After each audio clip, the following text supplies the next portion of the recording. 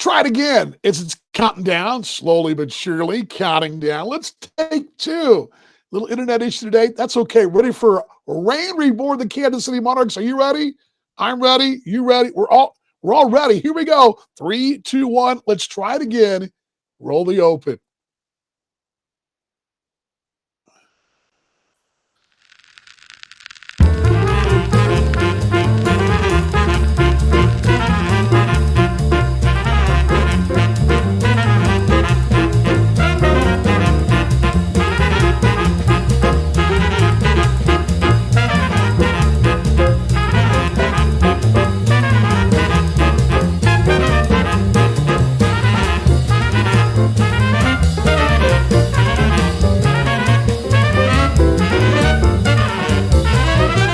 This camera or do this camera, which is kind of crazy. I love this. You guys like this? It's kind of like, I'm looking at this one, or I'm looking at this one, I'm looking at this one, looking at this. It's like, when I see two of me on the screen, it's like, Hello, everybody. Welcome to Rain Reborn, the Kansas City Monarchs. My name is Dan Vaughn. Let me get everything off the screen there. We're going to be a little wheels off today.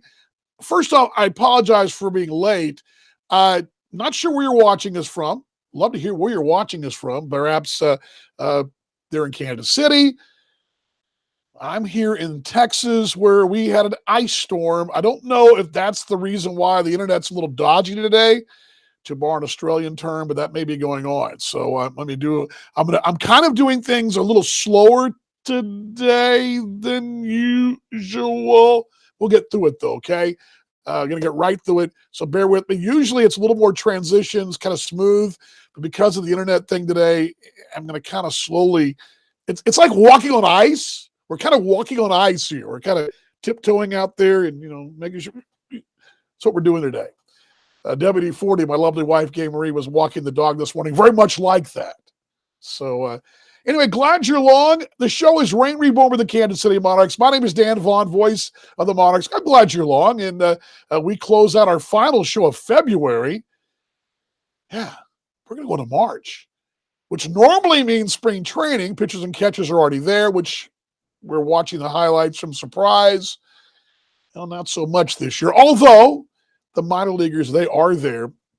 And we might get to a little bit of that, but I doubt it. We'll mention a little bit of that in a moment. A lot of a card looks like this. Joe Capietro will lead us off here in just a moment. The man of the top step joined me. We just taped this about half hour ago, so it's pretty fresh off the video stove, if you will. Hot stove news as well in that conversation. We'll also review it a little bit on the back end. And I got some Monarchs 101. I'm going to walk through, because it was a pretty big deal that sort of, I don't know if the Black History Month thing, you may have seen some of the posts, but right around Valentine's Day, which would have been after our last show, we came up to a pretty big date in Monarchs and Negro Leagues history. I'm going to talk about that. I walked through this a little bit with you last year. I'm going to do it again in Monarchs 101 with DV.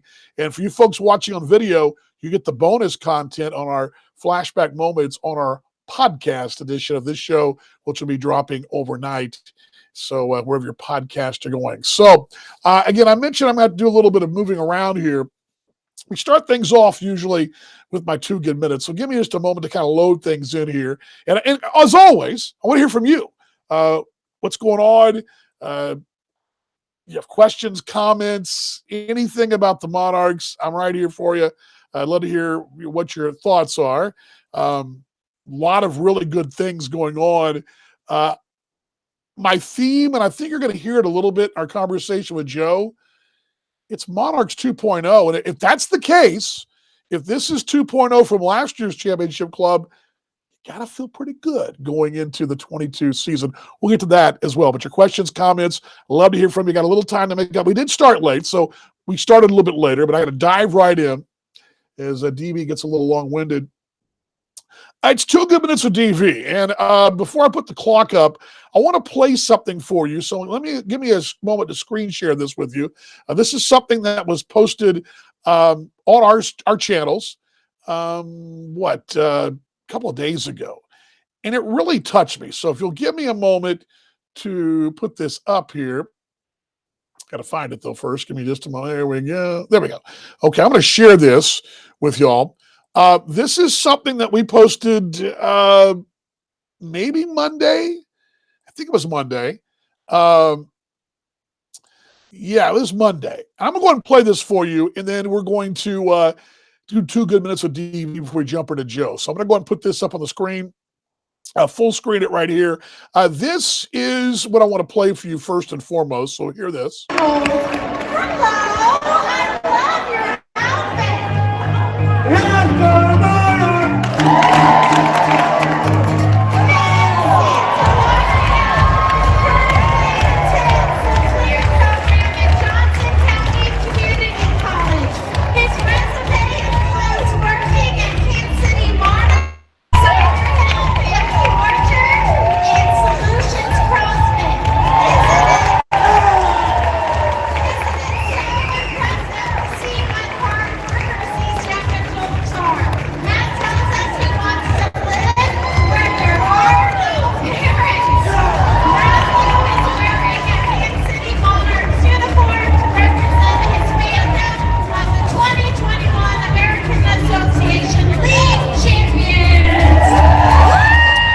How about that? How about that right there? That is a really cool video, and you're probably wondering what exactly is that, because I didn't really give you much intro, but I get chills watching it, and I get a little misty-eyed. So 2 good minutes of DV. That's our friend Matt Santellaria. Matt, a voice that we've all come to know and love. And I off the top of the show, want to start with that. Watching our mate Matthew, it occurred to me that just how special sports can be for all of us. When I see that kind of passion and love for the Monarchs, I understand this passion can do so much to make our corner of the world, our little corners of the world, that much better. The passion of your team can unite, spread a love in a world where it's lacking at every turn. And if you've watched things the last couple of days around the world news, there's a lot of love lacking right now. Think about it. It can unite folks from different dots on the map. You can vote for your candidate. You can still high-five the guy who voted for the other guy when the Monarchs hit a home run. When everyone was on their feet watching Jamison McGrain race to first base, the final out of the American Association Championship Series, those cheers knew no bias, no color bias, none whatsoever. The only bias it had was the love of the Monarchs. I had a chance to go to the Liberty Bowl back in December. Of course, got my mug right here. My alma mater, Texas Tech, was playing Mississippi State. In our section, we had a family from Nashville, a veteran and his sons were sitting in front of us. We had folks from other parts of Tennessee and Texas and all points in between, different colors, different languages, all that. But when Texas Tech scored, they scored a lot, we were high-fiving. It didn't matter who we were high-fiving. My wife and I were reaching over the high-fives of each other. She's almost hit me in the head, and I'm trying to hit her to make sure we get all the high-fives with all the folks around us. That's what sport's all about. That's what we can do. That's what the love of Monarchs can do. The love that Matthew has can do to all of us. At the end of the game, win or lose, we cheer for Reborn together with the love of a game and a team that knows no color of skin or political affiliation, but we love each other along the way when we love the Monarchs. Matthew is our example of that love, and it should be the vocal love we all have. So I run a little over there, but what are you going to do, DV? He is our example. Seeing Matthew chant and scream and holler and go nuts, he's loving his Monarchs, should inspire all of us to love the Monarchs and to love each other that much more. And I see that. I see a guy who has passion. I hope we all have that passion. That love and passion should be what sets us apart from the regular sports fans. Not they're bad people, but we have a little bit different passion, different love. We understand that, like Matthew, our love of the Monarchs can make us all stronger, and the stronger we are, the stronger the love is, and the more love we show, the better this world is. And that's 2 good minutes with DV, and thank you to Matthew for what a great, inspiring story he is there here on Reign Reborn with the Kansas City Monarchs. All right, let's roll right along. It's time for our featured guest, Joe Capietro. And again, I'm doing things a little differently here, so give me just a moment. Let me catch up on your conversation really quickly here. Quickly here. 1 year anniversary, celebrated the news yesterday in KC, even here in Dallas. Yes. Yes, that's right. KC missing everyone, ready for us all to be back together. Amen, my friend. KC Strong, I miss you, brother. Love you. Joshua saw Matthew as well. God, he inspires me. Matthew inspires me. Love it, says Kaylin in Texas. Skyler, can't wait to let's see. Can't wait to see the Monarchs win a championship again this season. I'm going to the Special Olympics in 2022 in Orlando this June, competing in. Awesome, Skyler, that's awesome. And let me just, again, I didn't want to go down too far. I want to stay on topic today, but it's hard to when you get passionate. And you can't see a guy like Matthew and not get passionate. You can't see comments like Skyler and not get passionate. And if you guys saw the world news the last 24 hours, it's painful to watch. But we can still love and still go forward and support our team, no matter who we voted for, where we live, our dots on the map. And we all should have that same enthusiasm that Matthew has. And a guy who has that same enthusiasm that Matthew has, the gentleman on the top step is going to join me right now. Let me get this kind of queued up for us here. Joe and I chatted just about an hour ago now, by the time the show's a little bit late here. Joe and I chatted about an hour ago. So I'm going to go ahead and roll this for you. It's Joe Capietro, the man on the top step, the manager of the Kansas City Monarchs, right here on Reign Reborn with the Kansas City Monarchs. And give me just a moment here. There we go.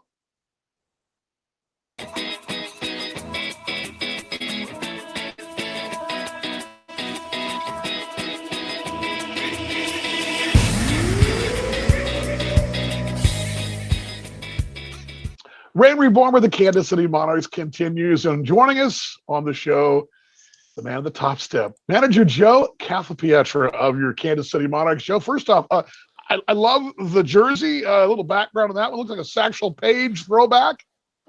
Yeah, wearing my Satchel Paige throwback today. I thought I'd bring a little KC to everyone.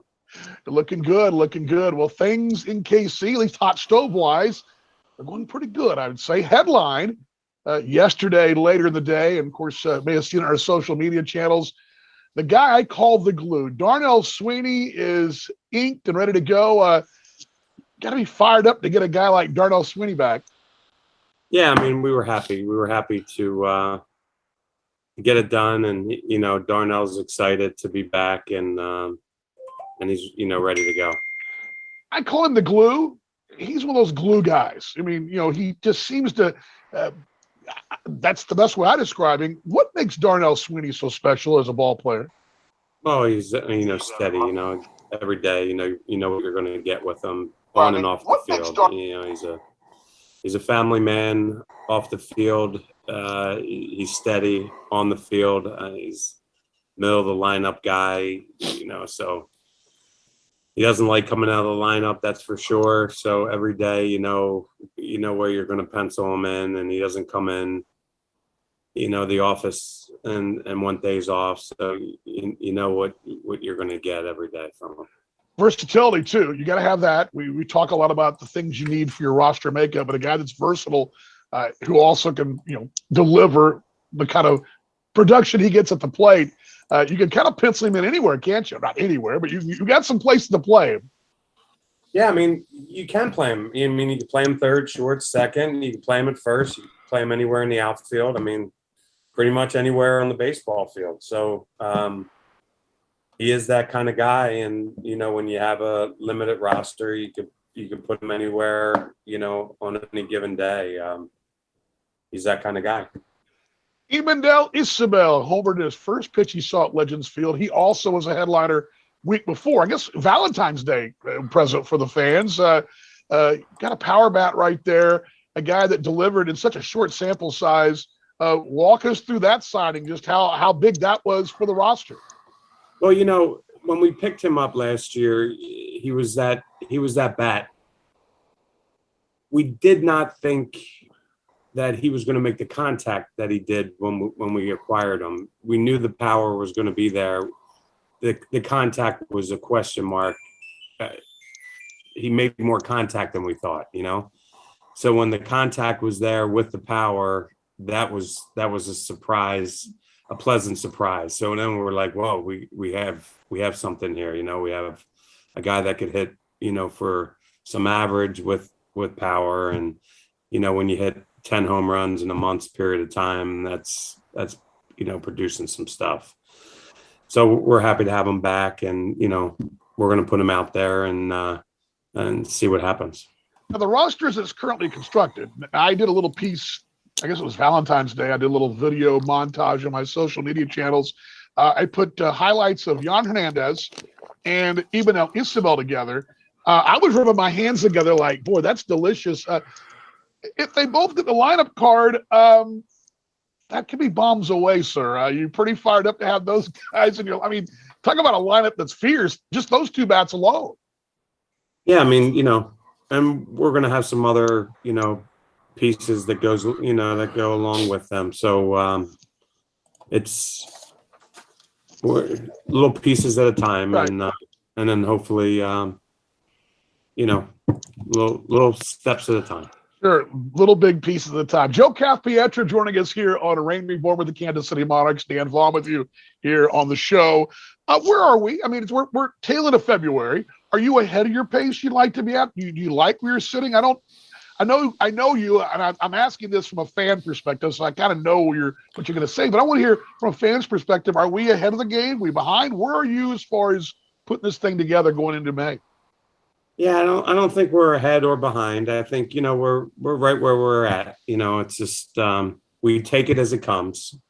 That's how really, you know, that's how we like to work. We take it as it comes, and, you know, today's the 23rd or 24th of May, whatever it might be, and, you know, today's a new day, and we're going to go at it today and see what, you know, rocks are unturned, and you know, see what happens, and we'll move forward to, you know, to tomorrow. Some of those rocks aren't playing. The big league guys who would be in big league camp now, a big league camp not going on, the minor league camps going on. Have you seen that affect you as you're going about doing your procurement? Have you seen this whole, because there's a, you know, some of those guys that may have been fringe guys who are in the big league camp who you might be looking at down the road, they're not getting the opportunity, or are they? Have you seen this work stoppage affect your work?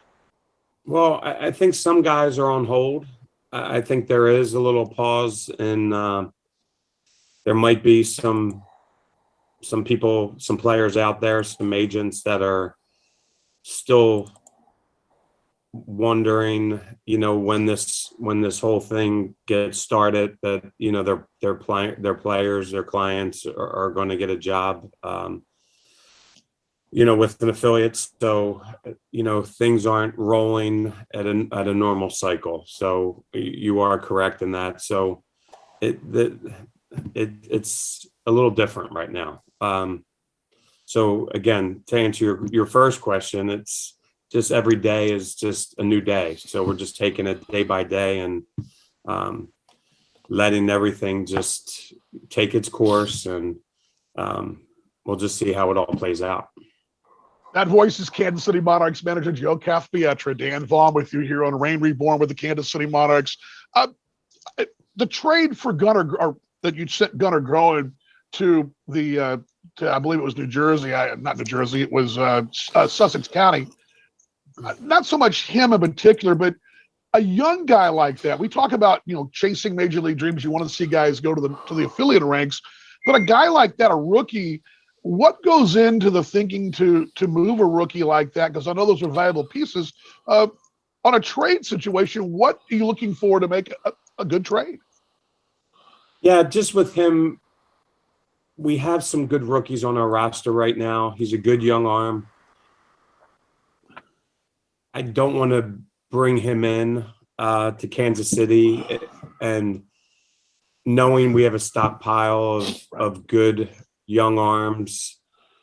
I'm just looking out for his career right now. I want to try to really put him in the best spot possible for him to get an opportunity to go out there and and be able to perform. And I just don't see it at this time in Kansas City.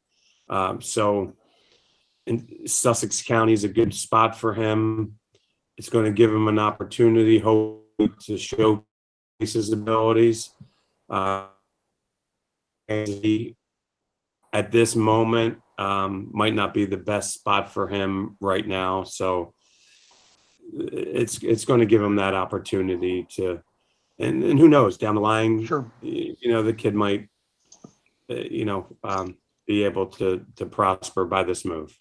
A couple more things to Joe Cathpietro here on Reign Reborn. I've asked you this several times, and I'm asking this again for the fans' perspective. Again, you don't go about putting things together in a certain order. I mean, if there's a guy, you go for the best player out there. With that being said, is there anybody out there, not anybody, but a certain type of player you're looking for right now that, or are you just, what comes your way?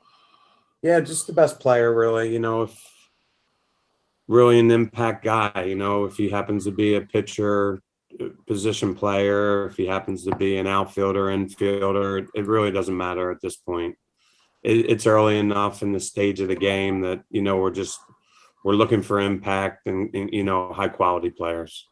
You've got some guys back too, pitching wise. Dylan Baker, for example, Keem Bostic, Eric Stout. You've got some arms, some depth there, some guys that know the program. First part of the question is exciting to have those arms. And number two, are you seeing now guys that are now coming back who just believe in this program? Yeah, I mean, it's nice when guys move on and then they need a place to come back, and then it's like a no question for them. It's not, well, I'm not looking here or there. It's just, why would I go anywhere else? So it makes it, that part of it makes it nice. So it makes it nice in the clubhouse too.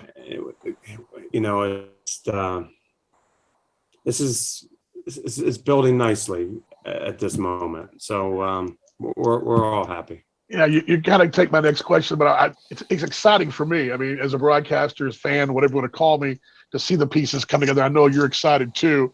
A couple fun questions here. I had John West on the show last week or 2 weeks ago, and he was raving about you. And I want you to, he was talking about the story about how when you got hired in KC, he reached out to you kind of out of the blue and wasn't sure that, the way the story was telling me, he just basically shot you the email saying, "Hey, I'm here." Well, he called me. He called me, and he was a little pushy. He was a little pushy at first. I did not know him. This is his picture. This is John West, what he sent me for one of his gifts. That's awesome. Yeah. So this is John West. I have to look at this every day when I'm sitting at my desk. I have to prop it up, So this is the picture that he took of us the game before we won. That's awesome. So he knew that. Yeah, well, that's awesome. Yeah, so he calls me and he says, I'm the clubhouse guy, but also I like to be on the field and I hit fungos, but I'm not pushing you to hire me. So I'm like, oh geez, this guy's a clubhouse guy and he wants it fungos, but obviously we met and it's history now. How much we all fell in love, and we just have a great situation. So I didn't know what I was getting into when I got there. Give a shout out to Chris Brown. He told me about how wonderful these guys were, and and Bill Sobey and Frank White and the staff that was in place. But it was a match made in heaven when I got there, and like I said, we all fell in love, and I'm so happy and that we're all together, and and then obviously Mike is with us now, and right. And you can't have a better person than him, and we're so grateful to have him a part of the staff now, and you can't imagine what we have going on in the room. So that part of it is just incredible. Two more things with Joe Capietro here on Rain.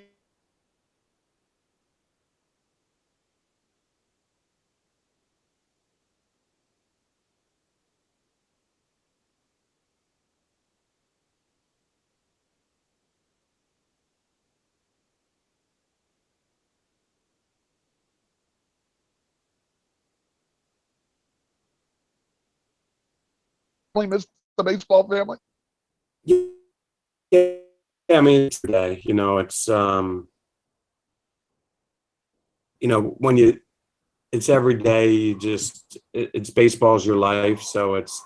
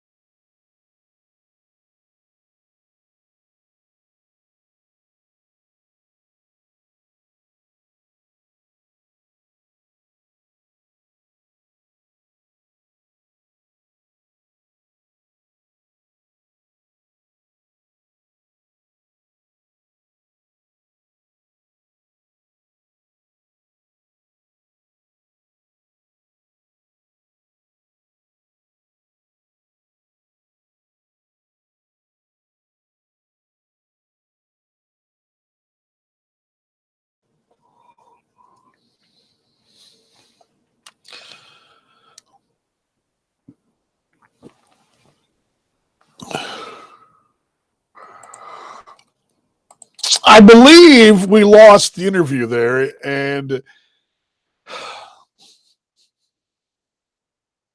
don't know what to say. I just don't know what to say.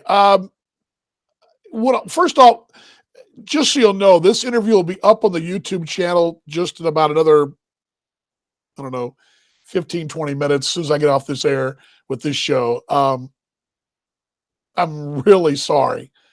I am extremely sorry. I just don't know what's going on. The internet is just not quite. I know the internet was having problems in Kansas City. I'm not in KC. I'm here in Dallas, and it's just not good. I don't know what happened. We almost got through the entire interview. And I thought we were just, to know me, to know how this upsets me, and it's happened last week. And at some point, this is just the boy who cries wolf, right? You're like, Dan, I've heard it before. It's got to get better. And I will do all I can to get this better. And I do apologize. You can see the interview on YouTube. Also, the interview in its entirety will be up on our podcast coming up tomorrow. And again, I don't know what happened there, but it froze up. And anyway, questions, comments, what Joe to say. A couple things. Joe mentioned, and I don't know if you caught this, but maybe you did. He was talking about the Gunnar Growing trade. And we've talked a lot about how Joe likes to, and John talked about this too. John West did 2 weeks ago. Joe cares about his guys. And I've talked about this, how he's made the phone calls. Hey, do you have video of a player? He's trying to get these guys to the next level to chase their major league dreams. At the same time, the trade that we talked about, trading a young guy like Gunnar Growing, what goes into that? You heard him say the young man giving an opportunity. He was thinking the best for him.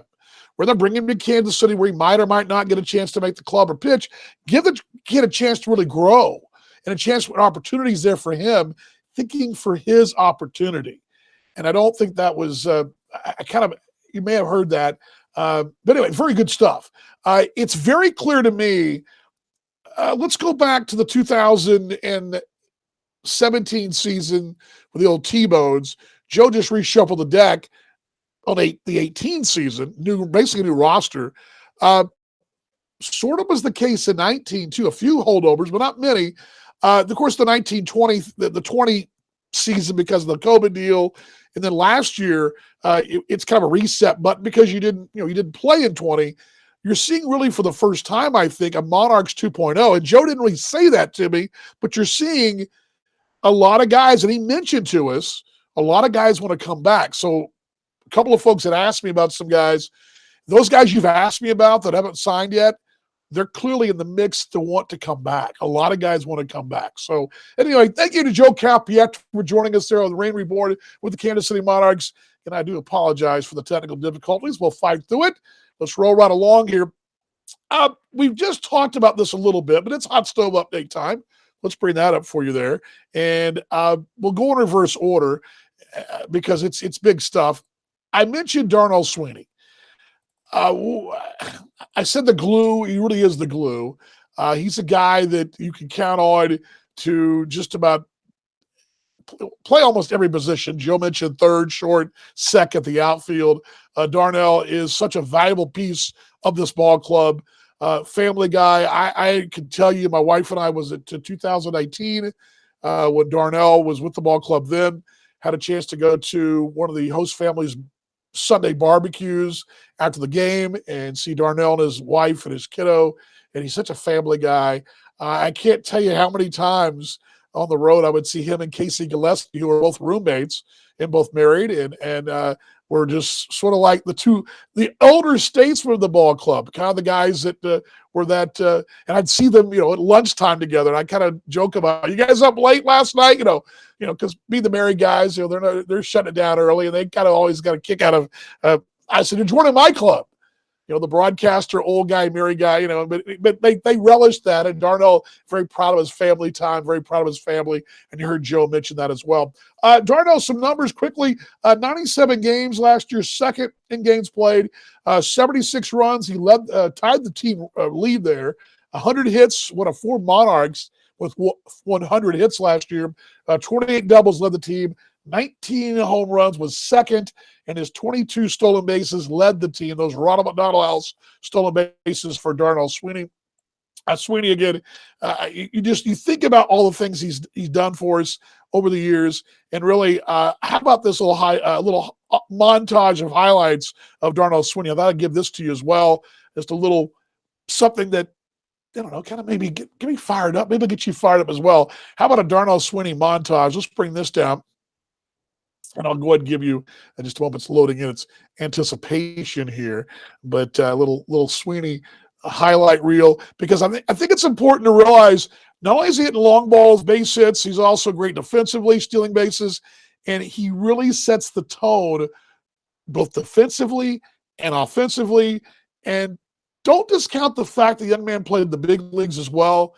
There's something there. There's a guy that's been there and knows what it takes to get there. And Darnell just a valuable piece of the puzzle. That's why I call him the glue. Let's roll a little Darnell Sweeney highlight montage from last year. Here we go.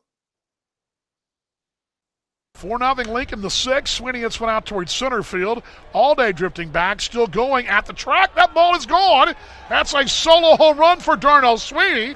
And Kansas City's the board here in this 6th. Here's the pitch. Here's one out toward left. Drifting back at the warning track, at the wall. Leaping up, it's gone. See you later. Darnell Sweeney will touch them all the other way. It's 4-0 Lincoln, the 6th. Sweeney. 4-0 Lincoln. 4-0 Lincoln, the 6th. Sweeney hits one out towards center field. All day drifting back, still going at the track. That ball is gone. That's a solo home run for Darnell Sweeney. And Kansas City's the board here in this 6th. Here's the pitch. Here's one out toward left. Drifting back at the warning track, at the wall. Leaping up, it's gone. See you later. Darnell Sweeney will touch them all the other. That's what Darnell Sweeney does right there. Highway robbery, hitting long balls, you name it. And Sweeney back with the Monarchs. Ibn Isabel, the other piece of the puzzle that we talked about. And I was doing this whole thing with Joe, rubbed my hands together. You probably are doing the same thing as well. I mean, think about it. Let's just use these 3. Let's say the Monarchs don't sign anybody else to play offense. Let's just say you're going to have me and maybe John West swing the bat a little bit, and I don't know who you name it. But you got those 3 bats, you're going to be okay. Yon Hernandez, Darnell Sweeney, and Ibn Isabel in the same lineup card. Yikes. Yikes, yikes, yikes. And that Valentine's Day montage I did with Jan and Ibendel, I don't get a chance to see it, but you can go to my Twitter page. It's also up on our Monarchs Minutes on our YouTube page. You got to be fired up when you see the kind of offense this club potentially can have. And as Joe mentioned, too, as we talk about the hot stove, Joe mentioning that other players want to be involved and play. Guys are, well, at least take much to think about, but you're thinking about guys like Casey Gillespie perhaps in the mix, a Colin Willis in the mix. You got some guys out there in the mix, and you knew that Morgan McCullough was in the mix and Ryan Grosjean till they were picked up by the Royals organization. So you know that those guys are out there, and I just think it's such a big deal to have those three bats, and you know that Joe's going to unearth another 2 or 3 from that list from last year, and then you throw in whatever else he unearths, so the next Eben El Isabel or Jan Hernandez. You got to feel pretty good about it. And, I got to do this. I didn't do this, did I? Well, I kind of slowed things down a bit today because of the whole internet issue, but I'm going to go ahead and try it anyway. I'm pushing my luck, I know. But I love when I do this. I didn't do it a while ago. So give me just a moment here. Let's do this. There we go. This is the DV, and I'll get the highlight montage of Eben El Isabel here coming to you in a moment. Come up to you. I promise. There we go. There we go. You see me with a hot stove. I'm sitting there. I'm, feeling all hot stovey.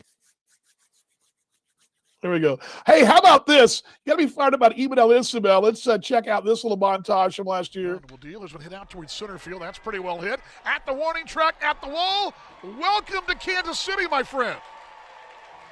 See you later. Eben El Isabel. It's 2-0 Monarchs. Off the plane. Unpack the bags. Launch a home run. Welcome to the Metro. Isabel bounces at left side. That's a base hit. That'll score 1 run. Guerrero will be waved around. Jordan George's throw goes to third base. It's 4-0 Kansas City. 1-0 to Isabel, hit out toward right. Drifting back is Ulrich. He's still on the run. He's at the track, at the wall. That ball will go out of here. Yep, see you later.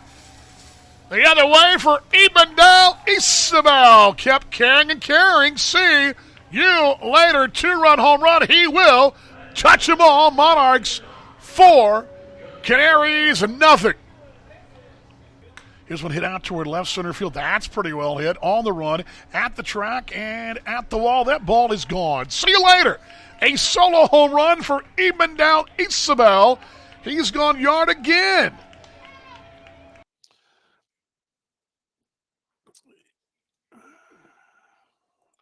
Yeah, deep into the Sioux Falls ballpark evening that night. Isabel with the home run there. Again, here on Rain Reborn with the Kansas City Monarchs. So that's the big hot stove news right there. Mentioned the Gunnar Groen trade as well. And that's what we've got for you hot stove wise. And let me get this off the screen because I'm tired of seeing me in the hot stove. Let's get the hot stove. Hot stove. There we go. Hot stove up. All righty. There we go. Oh, no more hot stove. All right, let's roll through a little scatter shooting. I got to really catch up here because of the show dragging a little bit here. Let's play some scatter shooting to get caught up from the promotional front quickly here. And just to let you guys know, plenty of things going on, right? Operators are standing by. The ticket folks are ready to go. Opening day weekend, the 13th through 15th. We want you to join us at the Ball Yard, and hopefully you will do just that. And let me pull this up for you. Boy, the computer's just so slow today. Here we go. Opening weekend. Going to be a big one. I want you to join us right now. And, of course, tickets available 913-328-5618 or at monarchsbaseball.com. Best place to go right there. We go. Opening weekend right there. Also got those group outings ready to go for you. There we go. Opening weekend, May 13th, 14th, and 15th. It seems like, it's going to be a ways away, but in reality, like I said, we're turning the calendar. Our next show will be in March. How about that? I mean, that's, to me, I mean, we are rolling right along, and you're going to look up, and we are going to be set and rolling for baseball time in KC. So there you go. Opening weekend coming up on the 13th, 14th, and 15th. Also, a couple more things to pass along to you from the promotions front. And this is also kind of where we're heading. We're getting to a point where you're going to start to see little tidbits come out of the promotional calendar Again, of course, the opening weekend, you can obviously remember a couple of years ago, opening weekend, we had plenty of celebrated the 2018 champions. I can imagine you'll be seeing a little bit of that as well. Also, market calendars, folks, coming up.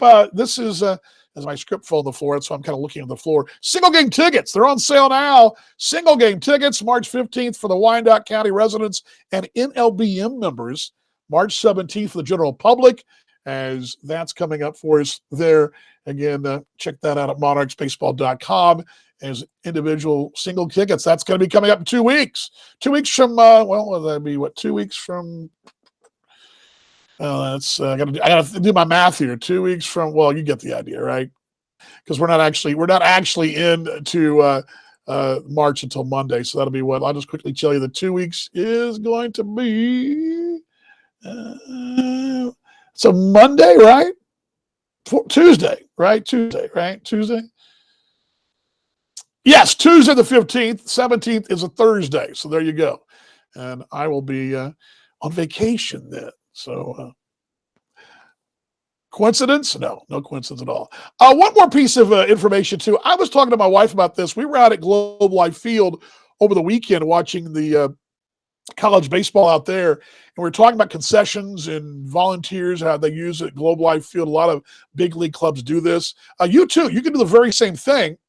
You can fundraising at Legends Field, and this is a great initiative. If your group you want to do some fun in fundraising, you can do that. We'll help your group organization to make some money this summer. Testimonial as well. You can see that right there from our friends at the Piper Booster Club. Summer volunteer coordinator Lori Piper talks about it right there. You can see this on our page, but she mentioned working concessions in the inaugural season. Great opportunity for those folks, and they said over $50,000 just one summer, raising money, working in our concessions group. But again, monarchsbaseball.com, fundraising there. You can find that on our website. So again, monarchsbaseball.com, and you can check out the fundraising information there. And I'll put that up on your screen right there. So monarchsbaseball.com. And again, it's a great thing. I had a dear friend of mine a couple of years ago work in concessions out at the old Rangers ballpark, and raise money for a youth hockey. I bought plenty of cold Coors Lights from the friends at the Arlington High School band. So the Piper folks were there last summer, and your group as well can come out and be a part of the Monarchs baseball family. I'd love to have you do that and joining us at Legends Field. So again, monarchsbaseball.com. Questions, comments quickly here. Arms, bats, fun times to come. Yes. Tickets open right before. Yeah, we'll be in Belize, but yes, you're right. WD-40 commenting right there. It's time for Monarchs 101 DV. Monarchs 101 DV. Let's roll the master's class. Here we go. Promise.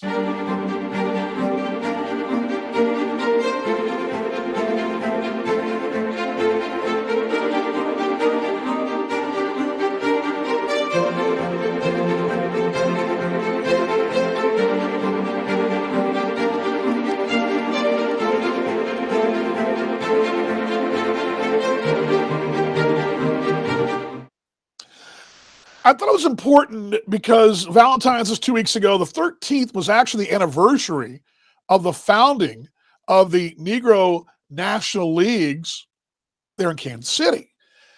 Yes, February 13th, 2000. February 13th, 1920.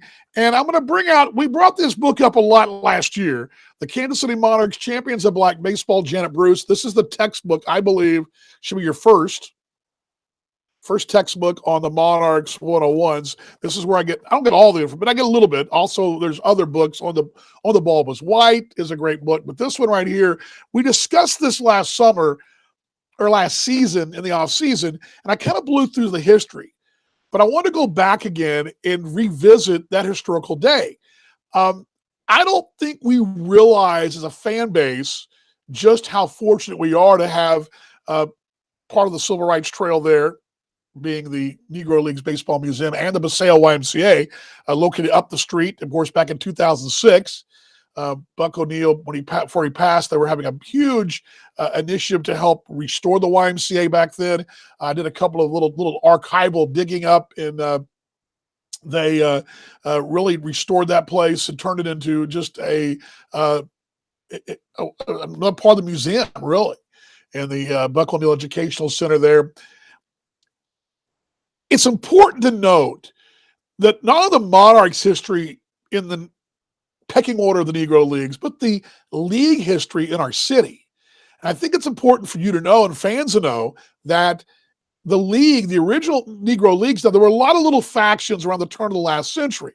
There were some little sprout up leagues here and there, but nothing ever really got going. They were all played in cities. Chicago had a league, which actually was integrated, had white and black teams all playing together as city leagues. City leagues are very popular. Down south, not so much. You had a segregated baseball being played in the Carolinas and Tennessee, throughout Alabama, down in Texas, all those areas, segregated leagues. But in the cities in the Northeast, Philadelphia was one, New York, there were some leagues sprouting up, but nothing really ever took hold. Abe Rube Foster, we've talked about Rube Foster, who was the founder of the modern Negro Leagues. And there's a whole storyline, and I want to dive in more of this down the road when I find somebody with more authority on this. The relationship between J.L. Wilkinson, the Monarchs founder, and also Rube Foster, they weren't very close in the beginning, but they became closer in the end. And out of several things that happened, there were a couple of different owners. Obviously, Rube Foster was hoping to have black owners owning these black teams. That's what he was hoping to have. Well, the original plan to have a black owner in Kansas City fell through. J.L. Wilkinson had a team already basically assembled. We'll skip past that part of the story, go to the actual 1920, February 13th, 1920. I'm going to give you some background information here because basically what I've talked about before is the use of the media. The Midwestern media in Indianapolis, Chicago are very much supporting a Negro League. The media back then, of course, we didn't have huge television sets and we weren't streaming Netflix. Your media was your newspaper, and then in the 1920s, radio wasn't really, cinema was in its silent years. Radio was in its very infant years, its diaper years. You were still very newspaper oriented. And that's what really helped push the thing. They decided to go meet in Kansas City after a couple of meetings there in Chicago and Detroit as well. Rube Foster invited several owners of the Midwestern black teams and sports writers from prominent black newspapers to the YMCA there in Kansas City and the Street Hotel in Kansas City as well. As they met there on 13 February 1920, it was Rube Foster, the American Giants, Tenny Blunt of the Detroit Stars, John Matthews of Dayton Marcus, Joe Green of Chicago Giants, C.I. Taylor of the Indianapolis ABCs, Lorenzo Cobb of the St. Louis Giants, and J.L. Wilkinson of the Kansas City Monarchs. And then what was interesting about this whole meeting, he brought in a reporter from the Indianapolis Freeman, Indianapolis Ledger, Chicago Defender, and Indianapolis Ledger had a second writer. And I mentioned this before last year, Elisha Scott, a black attorney from Topeka, was also in attendance. Scott's son would later argue for school desegregation in the landmark Brown versus Board of Education case. It was very interesting. They had a legal guy there. They had writers there. And what I love about this whole meeting was they were bound and determined because they tried so many times to get leagues going, and they were having a hard time getting traction. Why do they need a baseball league in 1920? Well, the booking agents were milking these small traveling clubs. They needed an organized group effort to find a place to play, find a league. It wasn't fly by night. It wasn't just a little city league. They wanted to organize a league, in Rube Foster's own words, that mirrored the big leagues of the time, the major leagues, which were shutting the door to black players. So it was a must to grow the game in the black communities and to grow the game together. They had to come to an agreement. They went this monumental agreement that the Wassail YMCA in 1920. And I guess mentioned Wilkinson, the only owner that was white there, but he and Foster would foster a great relationship going through the years.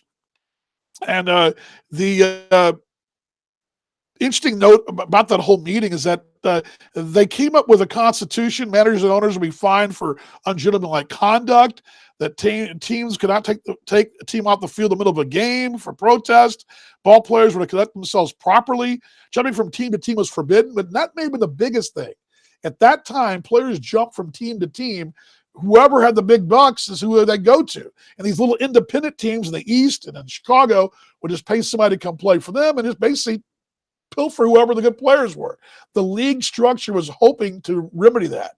But what I don't think people realize, that our city has such a huge place in the founding of the Negro Leagues because it was founded right there, right on the corner from the current Negro League Museum there in KC, right on the corner, when Rube Foster from Chicago brought everybody together, including the media, which is point number 2. The media was involved pushing this league together, and such a huge part of what would happen next.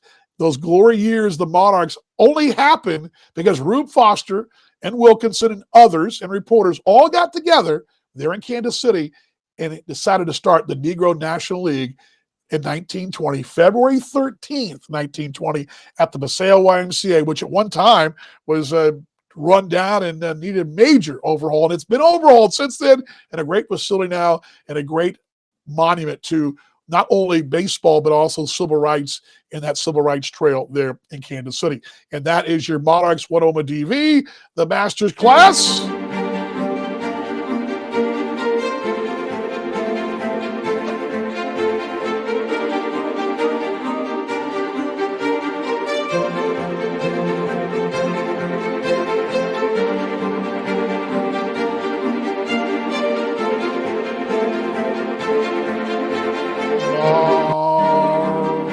All right, let's bring that back down for you.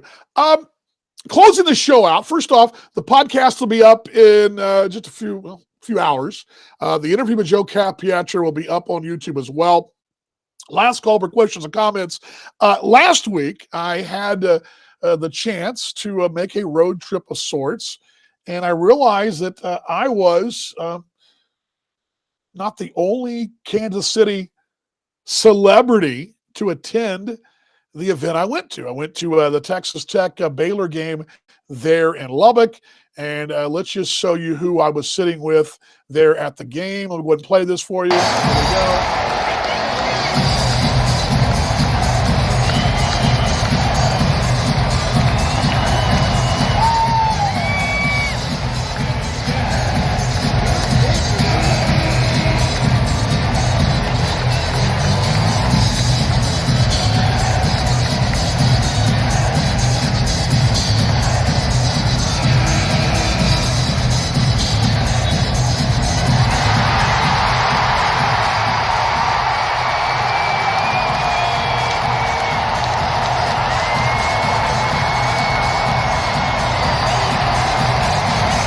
All right, very loud, I know, the loudest arena in the country. By the way, I know you Jayhawk fans are probably saying, Dan, what's wrong with you? We're louder.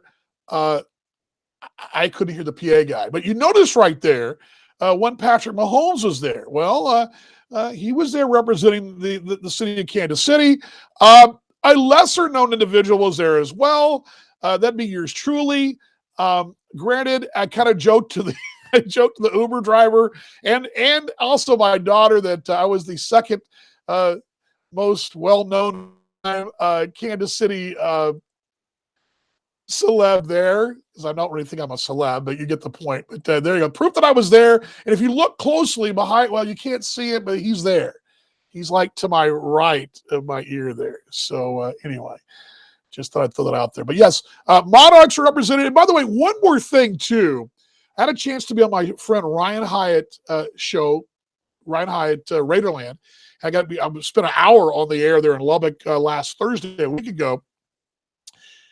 I was so proud to talk about the Monarchs, the Negro League Museum, and our partnership. It's so cool to be able to go someplace and have people ask you about that.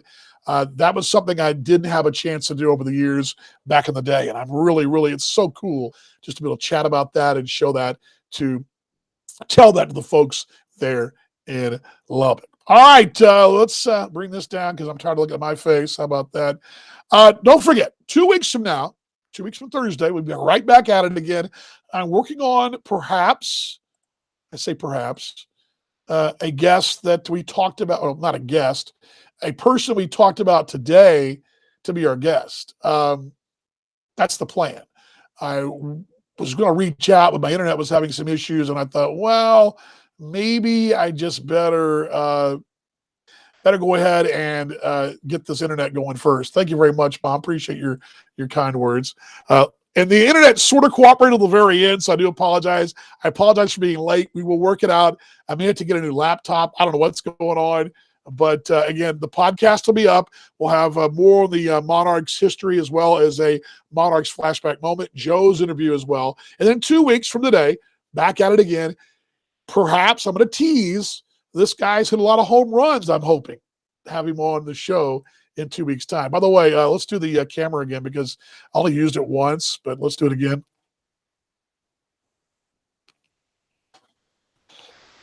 I can do some cool technical things, sort of, right? Sort of.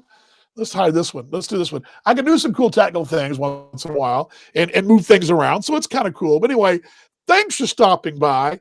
Make sure you follow us on the Monarchs channels, Monarchs Facebook, Monarchs YouTube, Monarchs Twitter, TikTok. What am I missing? Is there a new one out there I haven't heard of yet? Also, my channel's Dan Vaughn Jr. Also, my Twitter is right there for you. That's where all this good stuff will be posted. The Monarchs Minutes are also on our YouTube, so please check those out. Big thanks to the entire Monarchs family. Also, Morgan for her work with those fine graphics. Great work as always. Great stuff as always from everybody. Big tip of the cap, the entire Monarchs family, and you folks who stopped by for a minute, 5 minutes, whatever, watching us on replay. The reason I believe we're the best because you're the best, the fans of the Kansas City Monarchs. I say it every time. I said it early in our 2 good minutes. Let's continue to show more love like Matthew as we go forward, supporting our Monarchs, and let's go Monarchs. I can hear Matthew now. Let's go Monarchs. Let's do it. All right, let's do it all together, right? You ready for a 1, 2, 3, go Monarchs? I'm ready. Are you ready? Let's do a 1, 2, 3. You guys ready? The 1, 2, 3. 1, 2, 3, go Monarchs. I'll see you next time, everybody.